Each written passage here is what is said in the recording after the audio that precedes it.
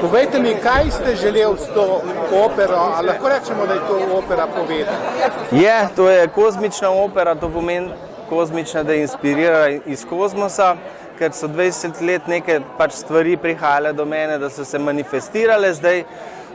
Predvsem pa, če povzamem zdaj velike simbolike, seveda, ki jo treba spremljati, fajn mogoče tudi zgodbo malo poznati, ki obstaja. Če pa čisto na kratko, pa to dejansko zgodba o velikem upanju in tem, da se nikoli ne sme odnehati in da na koncu prevlada tisto, kar treba, da prevlada. No, tako. Ampak, ko sem gledal, sem imel občutek, da je prisotna neka apatija. Ja, zato ker, da si zelo empatičen, moraš imeti na žalost tudi težke življenjske izkušnje, moraš zelo na tla pasti, se z glavo udariti, zato da vidiš tisto stran, ki je težka, zato da sploh veš, kaj pomeni, da znaš videti razlike in znaš videti med dobrim in slabim.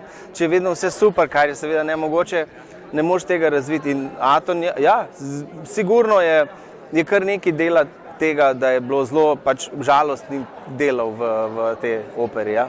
Koliko časa je nastajala ta opera? Vse skupaj 20 let, načeloma bi mogoče že skoraj 60% lahko imel tam okoli leta 2005, ampak so manjkali koščki, manjkali so končki zgodbe, ki so rabili čas, tako kot drevo, veliko rab čas, da zrase in ne more čez noč se narediti. Tako tudi ta zgodba, ker jo tako dojemam, je rabila veliko časa, da se je naredila. In zato v bistvu 20 let približno. Kaj je bil pa navdih, da ste s tem pisanjem pričeli? Navdih je to, da ko komponiram, hočem čim manj razmišljati zraven, v smislu, da jaz z možgani ustvarjam, ampak želim, da se mi energije približajo in da mi povejo, kar mi imajo za povedati. To, kar je v meni, to, kar sem jaz, kar sem živel čez življenja, in ko se enkrat v tem smislu odpreš, stvari začnejo prihajati k tebi in začneš delati to, kar ti nekako duša tvoja veli. Zato je tudi naslov opere Zvok. Ja, zvok pa zato, ker Aton v bistvu mora vse odkriti, kaj je ta zvok, da bo naredil premik med ljudmi.